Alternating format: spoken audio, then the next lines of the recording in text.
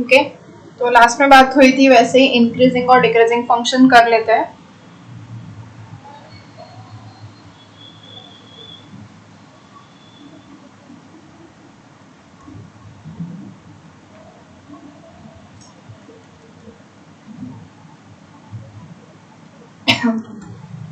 What is increasing function and what is decreasing function, वो आपको पता ही होगा, फिर भी हम लोग देखते हैं कि सपोज हमारे पास पैराबोला है y equals to x square, तो y equals to x square ये ऐसा पैराबोला है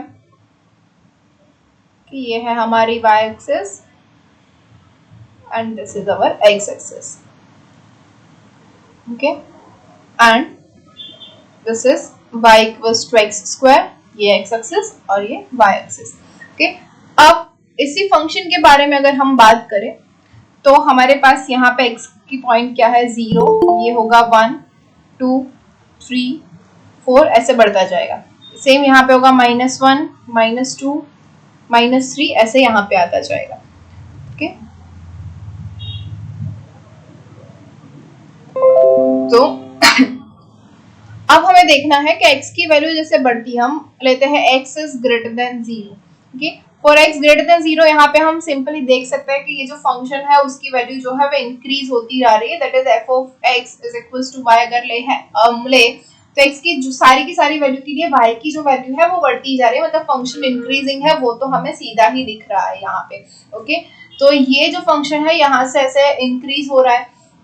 अब लेकिन फिर भी देखते हैं x की वैल्यू बढ़ती जाती है, suppose x equals to 0, x equals to 0 के ऊपर y क्या है 0 है ना। अब हम लेंगे x इक्वल्स टू 1 तो y क्या हो जाएगा 1, x इक्वल्स टू 2 तो y क्या हो जाएगा 4, x इक्वल्स टू 3 तो y हो जाएगा 9। तो देखिए x की वैल्यू अगर बढ़ती जाती है 0 1 2 3, तो x की वैल्यू जैसे जैसे इंक्रीज होती है, तो इंक्रीजिंग की साइन में ऐसे लिखूंगी ऊपर की साइड एरो कि तो जैसे जैसे x की जो वैल्यू है वो इंक्रीज होती जा रही है, तो y की वैल्यू क्या होती है 0 1 4 9, तो y की वैल्यू भी इंक्रीज होती है। तो जैसे जैसे x की वैल्यू इंक्रीज होती है साथ में y की वैल्यू भी इंक्रीज होती है, तो इसको हम क्या बोलेंगे increasing function,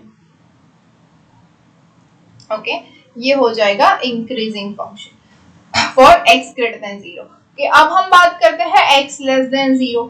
x less than 0 मतलब क्या होता है माइनस इंफिनिटी से लेके 0 तक की सारी वैल्यू, ये सारी हम लेते हैं x लेस देन 0 के लिए। तो x की वैल्यू भी जैसे जैसे इंक्रीज होती है, अब ऐसा मत बोलो कि x से हम ऐसे लेफ्ट में ऐसे नहीं जाएंगे, हम ऐसे ही आएंगे x equals to -3, x equals to -2, x equals to -1, तो ये जो सारी है वो वैल्यू भी इंक्रीज हुई। तो जैसे जैसे x की वैल्यू इंक्रीज होती है वैसे वैसे हमें y के लिए क्या मिल रहा है वो देखते हैं, ओके। तो x इक्वल्स टू 3 के लिए y इक्वल्स टू क्या मिलेगा 9, सॉरी x इक्वल्स टू -3 के लिए हमें y मिलेगा 9, नाउ x इक्वल्स टू -2 के लिए y मिलेगा 4, नाउ x इक्वल्स टू -1 के लिए y मिलेगा 1। तो ये देखिए y की वैल्यू x की वैल्यू बढ़ रही है 3 -2 -1, और सामने y की जो वैल्यू है वो 9 4 1 मतलब कि डिक्रीज हो रही है। तो जैसे जैसे x की वैल्यू इंक्रीज हो रही है हमारे पास जो y है उसकी वैल्यू डिक्रीज होती जा रही है, ओके। तो whenever x increasing y decreasing, तो x increase हो रहा है साथ में y decrease हो रहा है, तो x whenever x is increasing y is decreasing, तो ये जो फंक्शन है उसको हम बोलेंगे डिक्रीजिंग फंक्शन, ओके। तो ये हो गया इंक्रीजिंग फंक्शन, ये हो गया डिक्रीजिंग फंक्शन, तो इंक्रीजिंग एंड डिक्रीजिंग आ गया, ओके। तो ऐसे होता है इंक्रीजिंग और डिक्रीजिंग। यहाँ पे भी हम देख रहे हैं, देखिए यहाँ पे जो वैल्यू है y की डिक्रीज हो रही है और यहाँ से वैल्यू जो है वो इंक्रीज हो रही है। तो whenever we have the function y equals to x square, तो y equals to x square जो पैराबोला है वो x is less than 0 के लिए, मतलब कि -इंफिनिटी टू 0 के लिए ये जो फंक्शन है वो डिक्रीजिंग फंक्शन है, और x is greater than 0 मतलब कि 0 से इंफिनिटी के लिए ये जो फंक्शन है वो इंक्रीजिंग फंक्शन है। तो ये होता है increasing function and decreasing function, okay. इसको अगर हम एग्जांपल के तौर पे देखें तो एक तो चीज नॉर्मल से हमें यहाँ पे पता चल गई कि x जो है वो इंक्रीज होगा तो y इंक्रीज होगा, तो हमें ये भी पता है f of x is equals to y है, ओके। तो इसको हम लिख सकते हैं whenever x2 is greater than x1, okay, whenever x2 is greater than x1 which implies that f of x2 is greater than f of x1, मतलब x2 x1 से बड़ा होगा तो f of x2 भी f of x1 से बड़ा होगा, तो ये फंक्शन क्या हो जाएगा, इंक्रीजिंग फंक्शन हो जाएगा. Or else we can write that x2 is greater than x1, then we have f of x2 is less than f of x1, then this function is decreasing. Okay, ये decreasing हो गया और ये increasing हो गया. Okay, तो इसी के related एक example देख लेते हैं. So example is, so that the function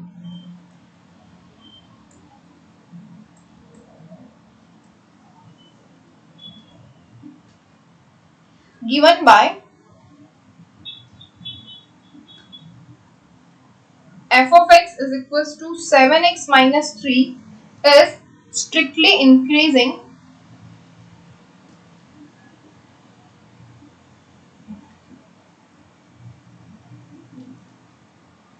on R. Okay, strictly increasing on R.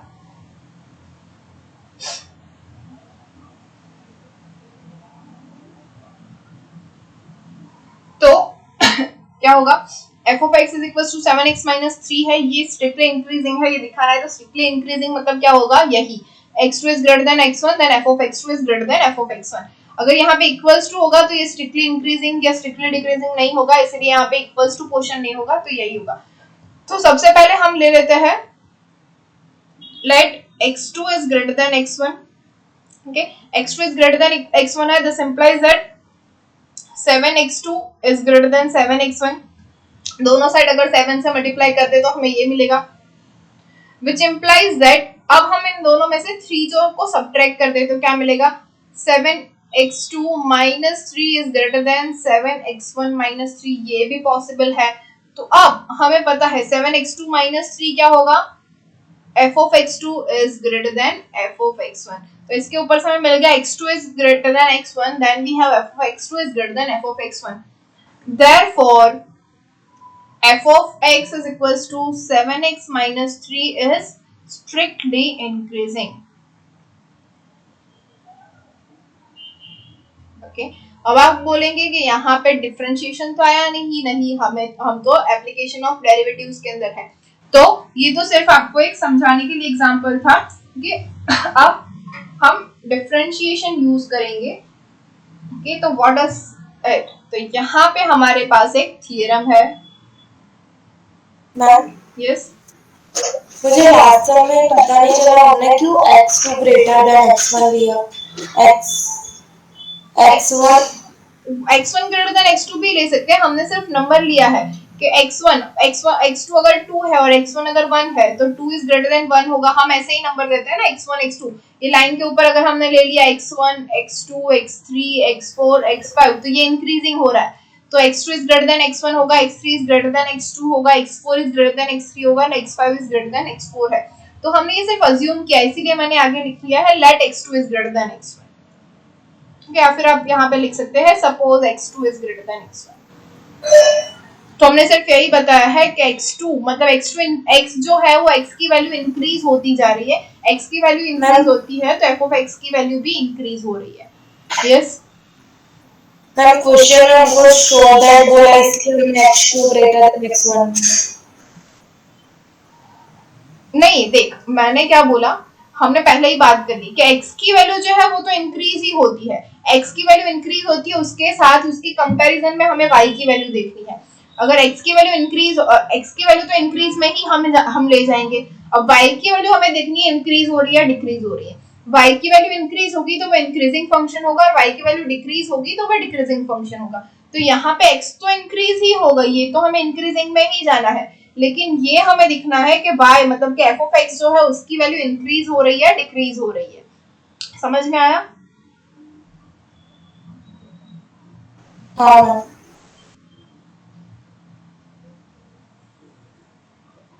Okay, so theorem के ऊपर जाते हैं which says that let f be continuous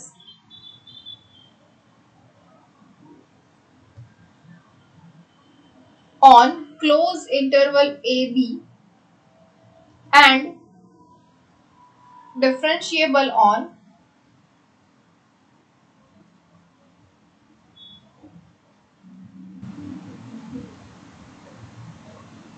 the open interval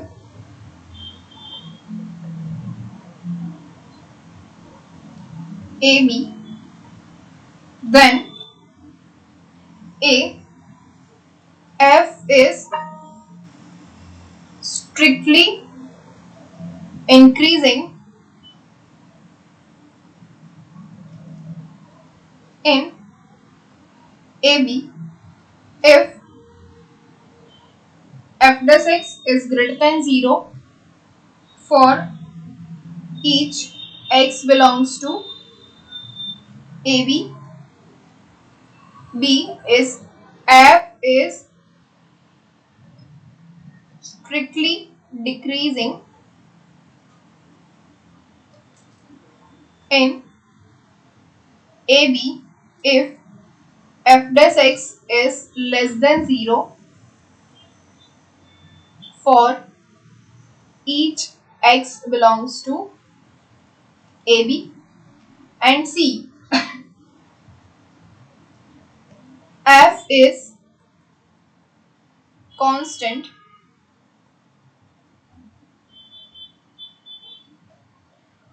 function in AB if f dash x equals to 0 for each x belongs to AB.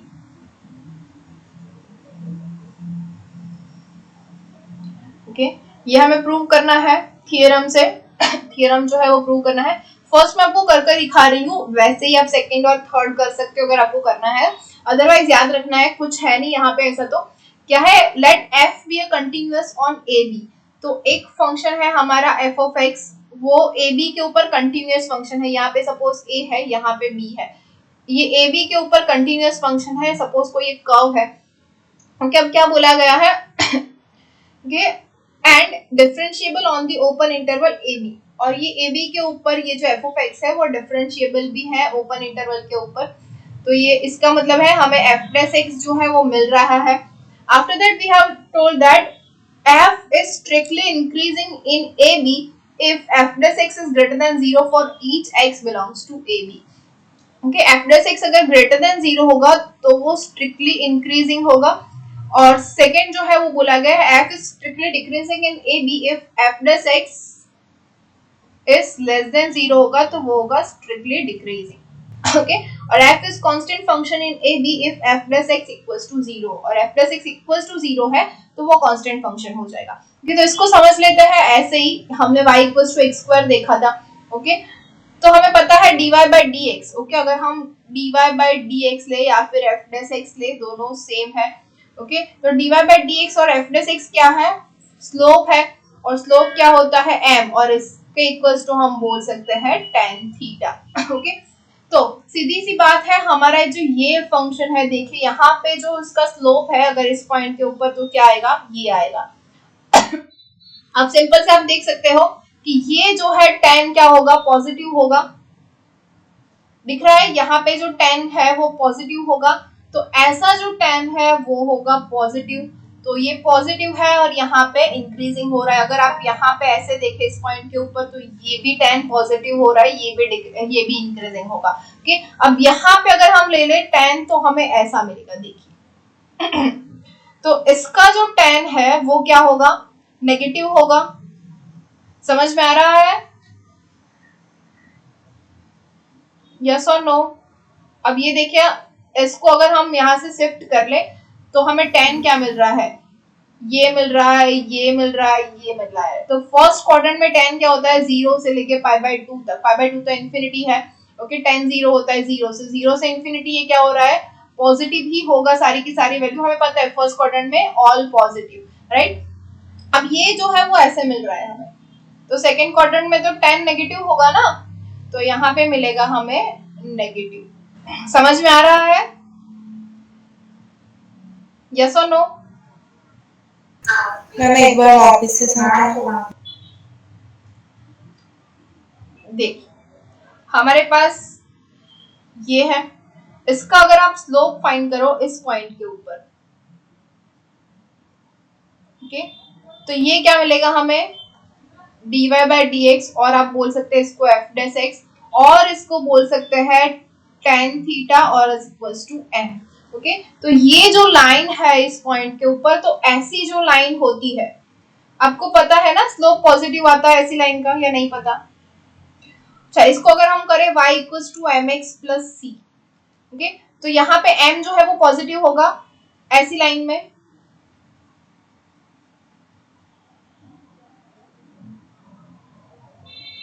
Yes और no? ये भी नहीं समझ में आ रहा? देखो यहाँ पे अगर हम एक्सिस लगा लें, तो ये तो हो गया y इक्वल्स टू एक्स, या फिर y इक्वल्स टू 2x, या फिर y इक्वल्स टू 3x, ऐसे सारे लाइंस मिलेगी यहाँ पे। तो ये हो गया y equals to m x plus c. Okay, अब अगर मुझे ऐसी वाली लाइन मिल रही है, ओके, ऐसी लाइन मिल रही है, तो देखिए यहाँ पे जो हमारा पॉइंट है वो नेगेटिव x है, तो y is equals to c minus m x मिलेगा। ओके, हम इसको बोल सकते हैं y equals to minus x, y equals to minus two x, और y equals to minus two x plus three, ऐसे कुछ। ओके, तो हमें मिलेगा यहाँ पे y equals to c minus m x. अब समझ में आ रहा है या नहीं आ रहा है?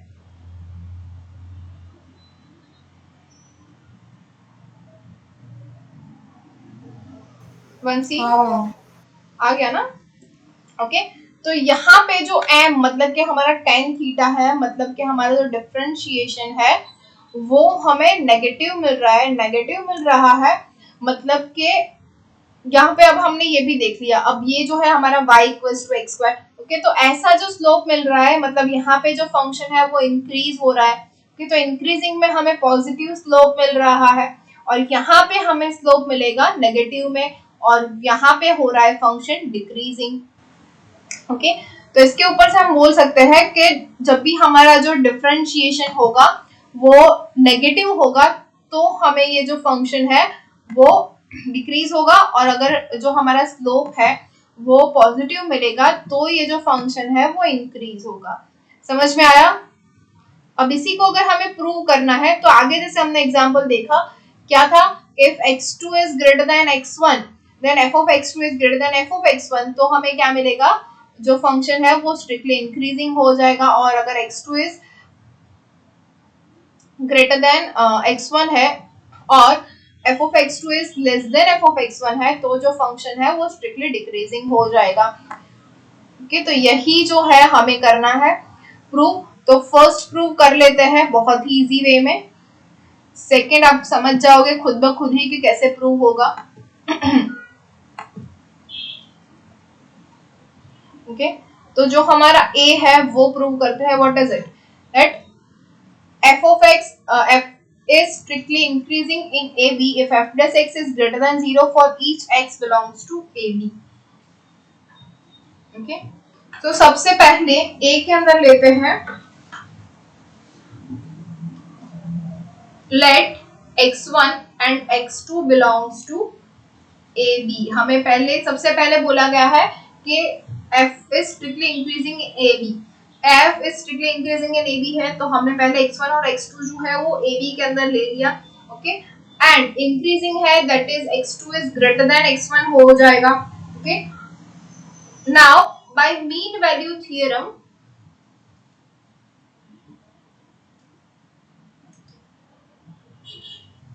there exists a point C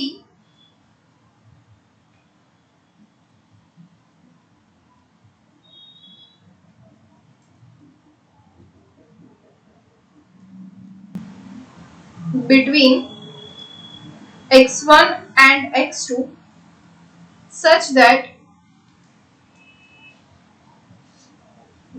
mean value theorem आपको पता ही होगा, राइट? तो हम ऐसे ही लेते हैं मीन वैल्यू थ्योरम के ऊपर से कि ए बी के बीच का एक पॉइंट होगा सी, जिसके लिए हम लिख सकते हैं f of x2 minus f of x1 divided by x2 minus x1 is equals to f dash c। कि ये हमें पता है ऐसा मिलेगा। ओके, अब एक और चीज जो है यहाँ पे बोला गया है which is f dash x is greater than 0। अब f dash x greater than 0 है for each x belongs to ab।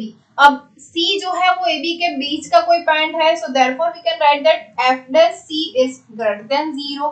Okay, अब एक और चीज है x2 minus x1 is greater than 0 भी हमने ले लिया है, that is x2 is greater than x1, तो x2 minus x1 भी greater than 0 होगा. So therefore we can write that f of x2 minus f of x1 is equals to f dash C into x2 minus x1. अब हमें पता है f dash C जो है वो greater than 0 है. Also x2 is greater than x1, this implies that x2 minus x1 is also greater than 0. अब ये भी पॉजिटिव है, ये भी पॉजिटिव है, तो बोथ क्या हो जाएगा, ग्रेटर देन 0. अब इन दोनों, ये दोनों तो इक्वल पोर्शन है, ये दोनों इक्वल है, तो अगर ये ग्रेटर देन 0 है तो ये भी ग्रेटर देन 0 हो जाएगा. So therefore we can write that f of x2 minus f of x1 is greater than 0, which implies that f of x2 is greater than f of x1. So therefore whenever x is increasing, f of a function is also increasing. So we can write that f is an increasing function in AB. यहाँ पे लिख लेती हूँ, f is an increasing function in AB. समझ में आ गया?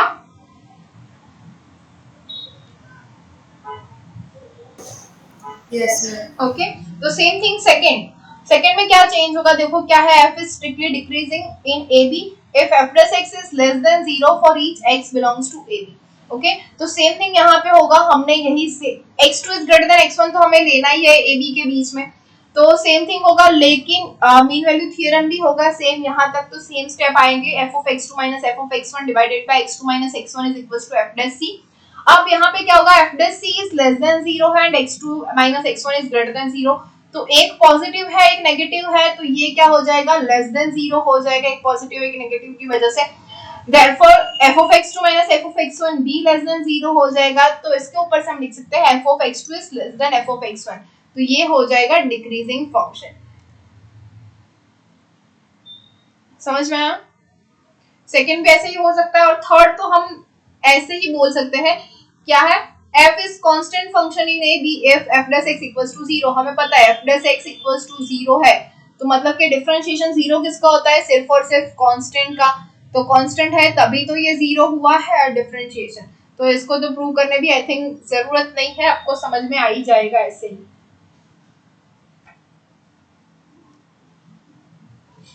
Okay, so next example लेते हैं हम.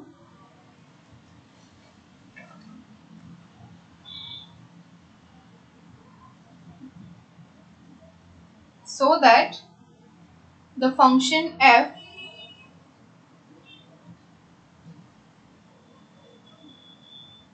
defined as f of x is equals to x cube minus 3x square plus 4x, where x belongs to R, is strictly increasing on R.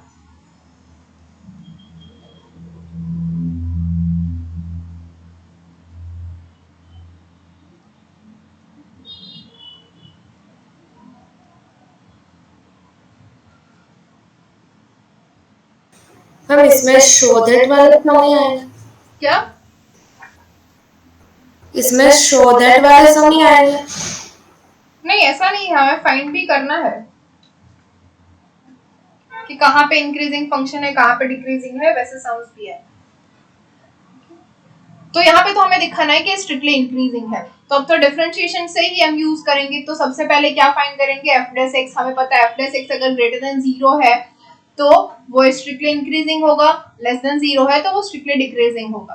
क्योंकि यहाँ पे हमें फाइंड करना है f dash x, तो f of x है x cube minus 3x square plus 4x, इसका differentiation करेंगे तो 3x square minus 6x plus 4, तो इसको हम लिख सकते हैं 3x square minus 6x plus 3 plus 1, which is equals to 3. यहाँ से कॉमन निकल गया तो क्या मिलेगा, x square minus 2x plus 1 plus 1, तो ये हो जाएगा 3 इंटू ये है x minus 1 whole square plus 1. Now we have given that x belongs to R, increasing on R. ओके, यहाँ पे बोला गया है कि on R रियल नंबर, तो x minus one whole square for any real number greater than 0 होगा, yes और no? x minus one whole square मतलब स्क्वायर है तो हमेशा पॉजिटिव ही होगा, तो इसके ऊपर से लिख सकते हैं 3 into x minus one whole square plus one is always greater than 0, क्योंकि ये तो पॉजिटिव ही होगा, 3 भी पॉजिटिव है, पॉजिटिव को पॉजिटिव से मल्टीप्लाई करके 1 ऐड कर दो तो वो तो पॉजिटिव नंबर ही रहने वाला है, तो ये हो जाएगा ग्रेटर देन 0। अगर ये ग्रेटर देन 0 हो गया तो क्या हो जाएगा, strictly increasing on r।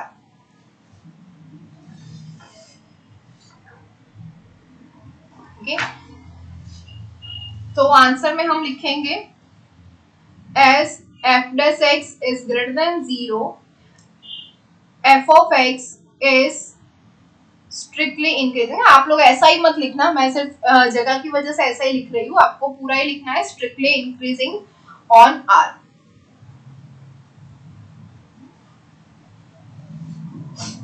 Okay, so next example, prove that the function given by f of x is equals to cos x is number 1 strictly decreasing in 0 to pi। again I am telling you si और sd मत लिखना, पूरा लिखना strictly decreasing, strictly increasing, strictly increasing in pi to 2 pi, and number 3 is neither increasing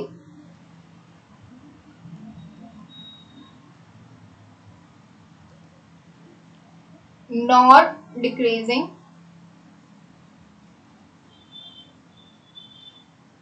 in 0 to 2 pi।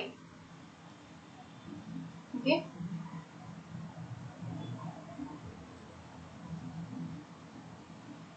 okay, first of all cos की value okay, यहाँ पे देख लेते हैं, ये है 0, pi by 2, pi, 3 pi by 2, 2 pi. Okay, मतलब यहाँ पे हमें मिलेगा 1 0, यहाँ पे 0 1, माइनस 1 0,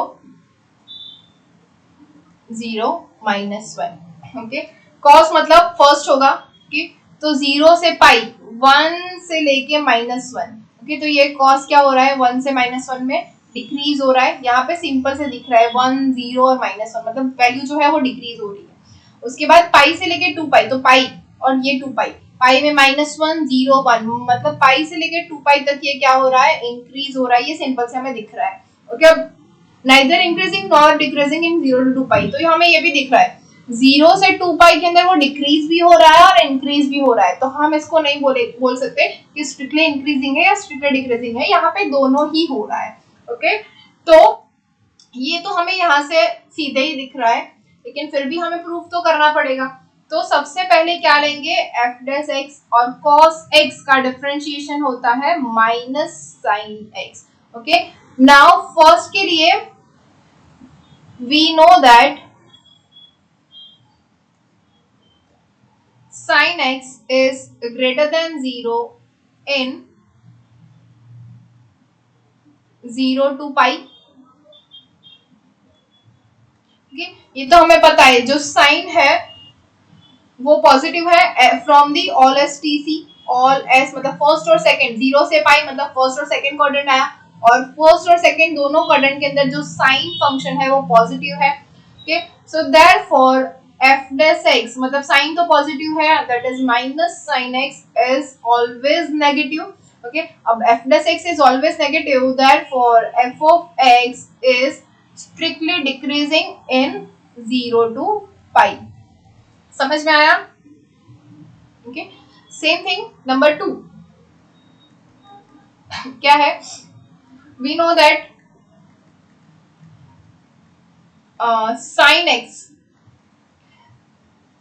is, अब देखिए पाई से 2 पाई मतलब third and fourth quadrant, third and fourth दोनों क्वाड्रेंट में साइन जो है वो नेगेटिव होगा, is less than 0 in pi to 2 pi, मतलब पाई से 2 पाई के अंदर जो साइन है वो ऑलवेज लेस देन 0 हो रहा है हमारे पास।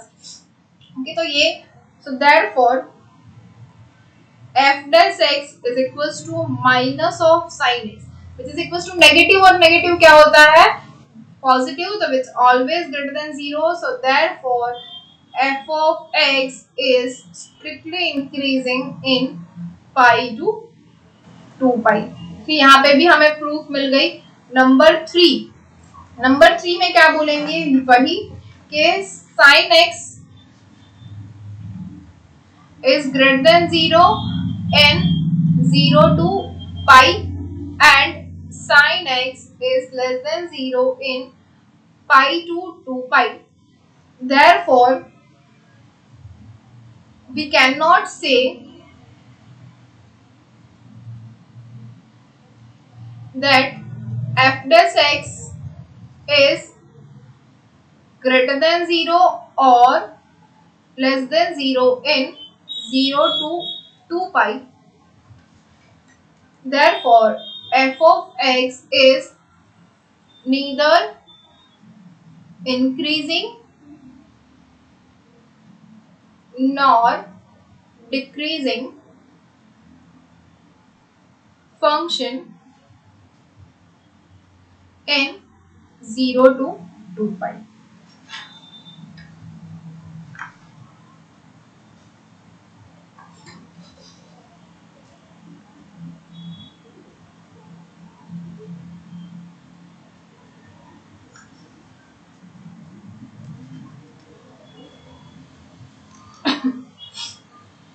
Okay.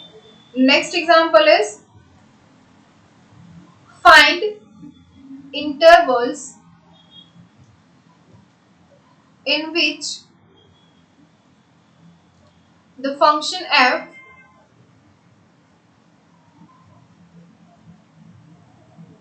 is given by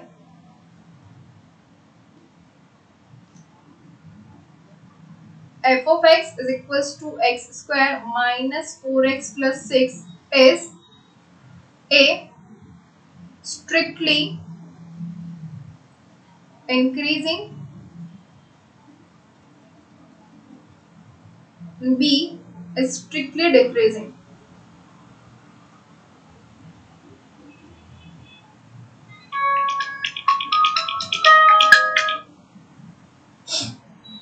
Okay? ये हमें फाइंड करना है यहाँ पे कि कौन से इंटरवल के अंदर ये जो फंक्शन है x square minus 4x plus 6 वो स्ट्रिक्टली इंक्रीज हो रहा है और कौन से इंटरवल के अंदर ये स्ट्रिक्टली डिक्रीज हो रहा है। ओके, तो सबसे पहले हम क्या करेंगे, find f dash x। Here we have f of x is equals to x square minus 4x plus 6. Okay, so first of all we will find f dash x which is equals to 2x minus 4 which is equals to 2 into x minus 2, तो हमारे पास एक value है 2। Okay, तो हमें क्या चाहिए, f dash x greater than 0 होगा तो ये फंक्शन क्या हो जाएगा, इंक्रीज होगा। तो हमारा जो फर्स्ट वन है f dash x is greater than 0 for किसके लिए होगा, x की value whenever we have greater than 2, for x is greater than 2 that is x belongs to minus infinity to 2, function f of x is strictly increasing। समझ में आया? f dash x greater than 0 कब होगा, whenever we have sorry my mistake, x greater than 2, so answer is x belongs to 2 to infinity, function f of x is strictly increasing। okay, number 2 is strictly decreasing, so whenever f dash x is less than 0 कब होगा, when x is less than 2, that is f of x is strictly decreasing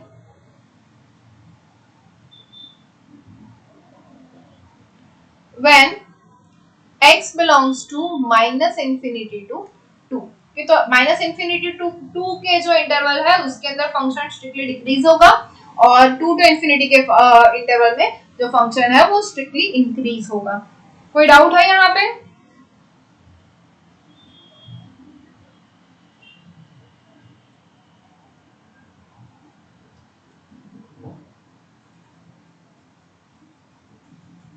Okay, so next example.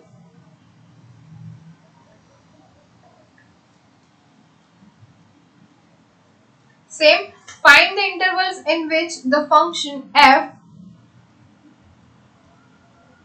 is defined as f of x is equals to 4x cube minus 6x square minus 72x plus 30 is a strictly increasing and b strictly decreasing. Okay, तो हमें यहाँ पे भी ऐसे ही interval find करना है जहाँ पे स्ट्रिक्टली इंक्रीजिंग और स्ट्रिक्टली डिक्रीजिंग हो रहा है.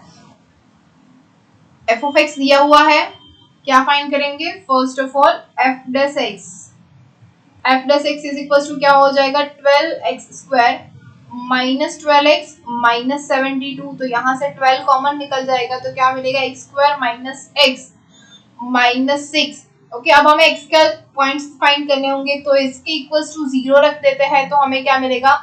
12 into x square minus x minus 6 equals to 0, which gives us x square minus x minus 6 is equals to 0. Okay, तो इसके अगर हम फैक्टराइज करें तो क्या मिलेगा? x equals to 3 and x is equals to minus 2, which is x minus 3 and x plus 2. तो हम x की दो वैल्यू मिली, 3 और minus 2. ओके, तो हम यहाँ पे लाइन ले लेते हैं, हमें फाइंड करना है. तो यहाँ पे हो जाएगा माइनस 2 और यहाँ पे होगा 3. तो माइनस 2 और 3 के लिए हमें फाइंड करना है कि f डैश x जो है वो कब लेस देन 0 होगा और कब ग्रेटर देन 0 होगा. तो f डैश x क्या है? 12 into x plus 2 into x minus 3. तो यहाँ पे माइनस 2 से लेस देन कोई वैल्यू रखते हैं, सपोज माइनस 3. तो ये क्या हो जाएगा? 12 into minus 3 plus 2 into minus 3 minus 3. मतलब ये नेगेटिव नेगेटिव क्या हो जाएगा? पॉजिटिव. तो यहाँ पे हमें वैल्यू मिलेगी पॉजिटिव. समझ में आ रहा है? ओके, अब माइनस 2 से 3 के बीच में एक वैल्यू ले लेते हैं, सपोज 0. ओके, तो 0 के लिए क्या हो जाएगा? 12 इंटू 2 इंटू माइनस 3. तो एक नेगेटिव दो पॉजिटिव, तो ये मिलेगा हमें नेगेटिव. तो यहाँ पे हमें वैल्यू मिलेगी नेगेटिव. अब 3 से पॉजिटिव सपोज 4 ले लेते हैं तो क्या मिलेगा हमें? 12 इंटू 4 प्लस 2 इंटू 4 माइनस 3, सारी की सारी पॉजिटिव वैल्यू. तो यहाँ पे हमें मिलेगा पॉजिटिव. तो f डैश x जो है वो हमें माइनस 2 तक जो है वो पॉजिटिव मिल रहा है, माइनस 2 से 3 के बीच में नेगेटिव मिल रहा है और 3 से ग्रेटर देन के लिए पॉजिटिव मिल रहा है. तो हमें आंसर मिल गया A, strictly increasing where x belongs to क्या होगा? ओपन इंटरवल में minus infinity to minus 2 union. अब क्या होगा? 3 टू इंफिनिटी. ये हो गया हमारा स्ट्रिक्टली इंक्रीजिंग. B क्या है? Strictly decreasing when x belongs to क्या हो जाएगा? माइनस 2 से 3. समझ में आया?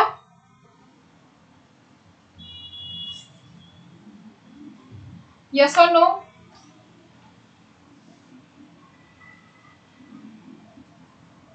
कोई डाउट नहीं है ना? नो है.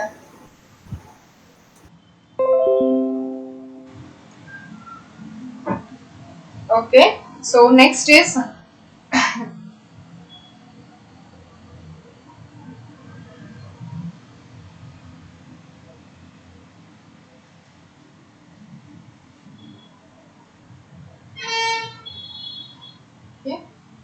find the interval in which the function f of x is equals to sine 3x where x belongs to 0 to pi by 2 is A, increasing and B is decreasing. Okay.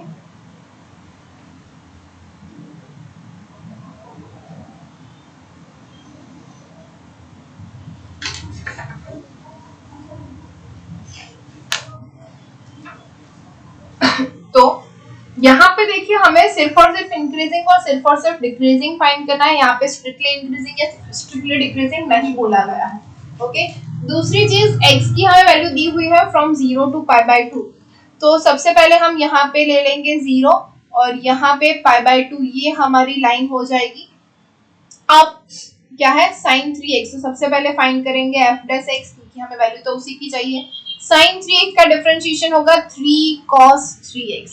Okay, अब हमें value देखनी है 3 cos 3x की 0 से π/2 के बीच में कहाँ पे ये जो फंक्शन है वो पॉजिटिव हो रहा है और कहाँ पे नेगेटिव हो रहा है। ओके, तो पॉजिटिव और नेगेटिव फाइंड करने के लिए सबसे पहले हम इसके इक्वल्स टू 0 लेके फाइंड करेंगे। ओके, तो 3 cos 3x is equals to 0 which gives us cos 3x is equals to 0। तो cos 3x 0 कब होगा? तो whenever 3x is equals to π/2, हमें पता है cos 0 से π/2 के बीच में कहाँ पे 0 होता है, तो एट π/2 देखिए क्लोज ब्रैकेट है तो हमने π/2 ले लिया, तो इसके ऊपर से हमें मिल सकता है x is equals to π/6। तो यहाँ पे हमें बीच में पॉइंट मिलेगा π/6। Okay, for to find the positive value and the negative value. Okay, अब एक और चीज है, हमें यहाँ पे बोला गया है कि 0 इज लेस देन और equals to x is less than और इक्वल्स टू π/2। ओके, अब हमारे पास क्या है 3x है, तो हम इसको लिख सकते हैं 0 इज लेस देन और equals to 3x is less than और इक्वल्स टू 3π/2। तो हमारे पास एक और वैल्यू आ गई एंड पॉइंट विच इज 3π/2। अब जो 3π/2 है इसके ऊपर भी हमें वैल्यू फाइंड करनी पड़ेगी, राइट?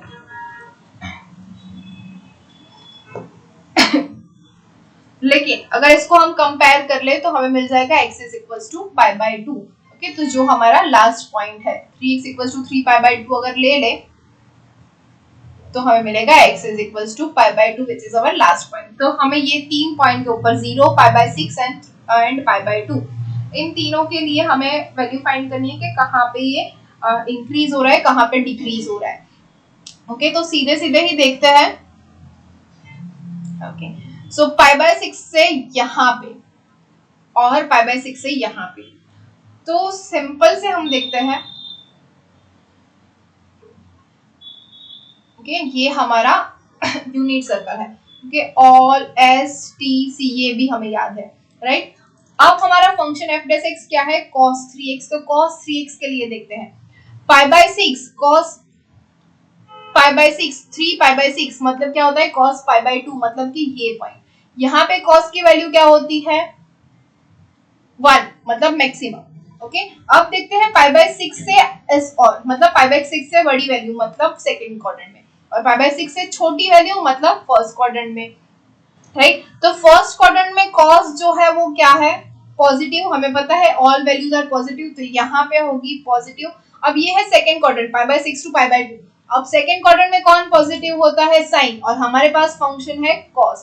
तो ऑल एस टी सी के हिसाब से हमें पता है कि सेकंड क्वाड्रेंट मतलब π/6 से π/2 के बीच में ये जो वैल्यू है वो नेगेटिव हो जाएगी। 3 तो आगे मल्टीप्लाई करेंगे तो हमें पॉजिटिव ही मल्टीप्लाई होगा, तो यहाँ पे जो वैल्यू है वो एज इट इज रहेगी। तो इसके ऊपर से हम लिख सकते हैं therefore f(x) is greater than 0 मतलब पॉजिटिव कहाँ पे मिल रहा है? in π/6 to π/2।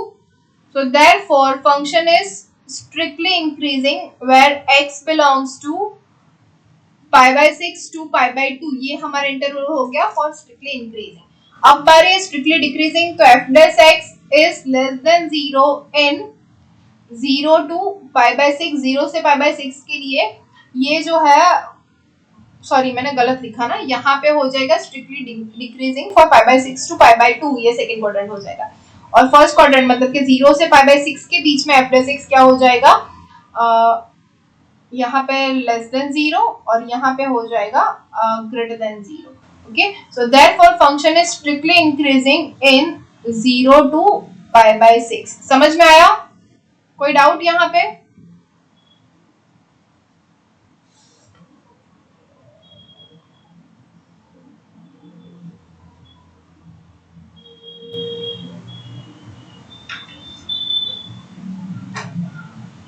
नहीं है ना? ओके, सो नेक्स्ट एग्जांपल देखते हैं।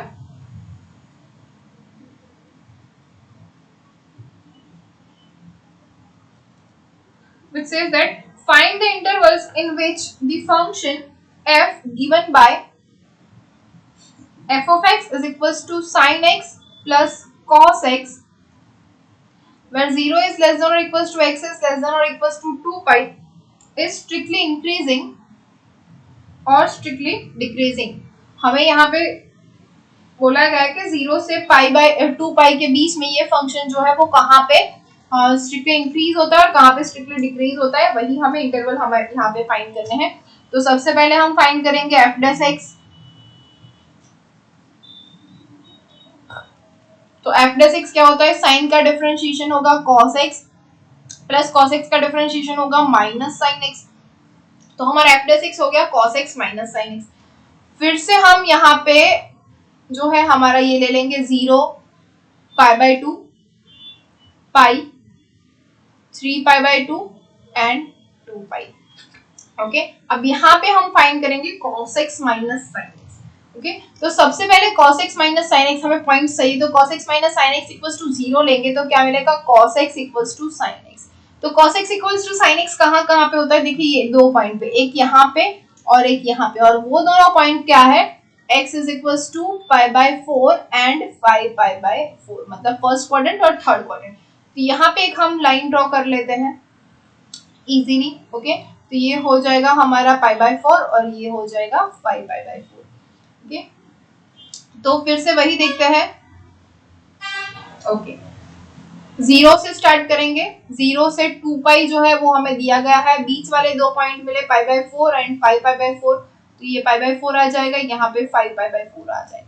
तो हमारे पास अब 3 इंटरवल है, 3 इंटरवल के अंदर हमें देखना है कि ग्रेटर देन 0 कहाँ पे आता है, लेस देन 0 कहाँ पे आता है। ओके, तो देखते हैं एफ डैश एक्स। अब पाई बाय 4 से 0 मतलब 0 से पाई बाय 4 यहाँ पे, अब फिर से हम देखते हैं ये कौन सा पॉइंट है, 1 0, this one is 0 1, this one is -1 0 and this is 0 -1। Okay, अब आपको पता है कि ये जो 45 मतलब ये जो मैंने लाइन ड्रॉ की है वो जो है पॉइंट यहाँ पे कॉस और साइन सेम होते हैं, इक्वल होते हैं। ओके, तो ये देखिए 1 से लेके 0 मतलब कॉस जो है वो यहाँ पे डिक्रीज हो रहा है। ओके, मतलब मैक्सिमम से मिनिमम में जा रहा है, और जो साइन है वो इंक्रीज हो रहा है, मतलब 0 से 1 की ओर जा रहा है। तो यहाँ पे ऑब्वियस सी चीज है, कॉस जो है वो ग्रेटर देन साइन होगा कहाँ पे, 0 से लेके पाई बाय 4 के बीच में, ये कॉस ग्रेटर देन साइन होगा। समझ में आ रहा है, 0 से पाई बाय 4 में कॉस ग्रेटर देन साइन होगा, तो cos x minus sin x क्या होगा, पॉजिटिव वैल्यू मिलेगी हमें, राइट। 0 से पाई बाय 4 कोई भी वैल्यू आप ले लो तो ये greater than cos greater than sin x होगा, तो यहाँ पे हमें मिलेगी पॉजिटिव वैल्यू। अब लेते हैं पाई बाय 4 से 5 पाई बाय 4 के लिए, तो यहाँ पे देखिए यहाँ से अब cos जो है वो sin से, यहाँ पे cos और sin इक्वल हो गए, अब जो है वो sin की वैल्यू बढ़ती जाएगी और cos की वैल्यू छोटी होती जाएगी, कहाँ तक, 5 पाई बाय 4 पे अब दोनों एक जैसे हो जाएंगे। तो यहाँ से मतलब पाई बाय 4 से 5 पाई बाय 4 तक हम देख सकते हैं कि cos की वैल्यू है वो घटती जा रही है, डिक्रीज होती जा रही है। 1 से यहाँ पे 0 हुई, 0 से फिर -1 हुई और -1 से भी घट रही है। ओके, तो उसके बाद यहाँ से बढ़नी, -1 से वो बढ़नी स्टार्ट हो जाएगी, लेकिन यहाँ पे यहाँ तक साइन की वैल्यू जो है वो cos से बड़ी ही होगी। ओके, तो साइन की वैल्यू cos से बड़ी होगी, तो ऑब्वियस सी चीज है cos x minus sin x क्या हो जाएगा, नेगेटिव, तो यहाँ पे होगी नेगेटिव वैल्यू। अब बारी है 5 पाई बाय 4 से 2 पाई तक, 5 पाई बाय 4 से 2 पाई तक जाएंगे। ओके, मतलब इतना जो है वो अंतर हम डिसाइड करेंगे। तो यहाँ पे देखिए फिर से cos की वैल्यू जो है वो sin से बड़ी हो रही है, यहाँ पे दोनों सेम है, फिर cos की वैल्यू बड़ी होती जाएगी और sin की छोटी होती जाएगी, तो cos बड़ा है तो क्या हो जाएगा, पॉजिटिव। तो हमें फिर से मिल गया स्ट्रिक्टली इंक्रीजिंग कहाँ पे होगा, व्हेन x बिलोंग्स टू 0 से pi by 4 union 5 pi by 4 to 2 pi. Okay, और स्ट्रिक्टली डिक्रीजिंग कहाँ पे होगा, when x belongs to pi by 4 to 5 pi by 4। समझ में आया?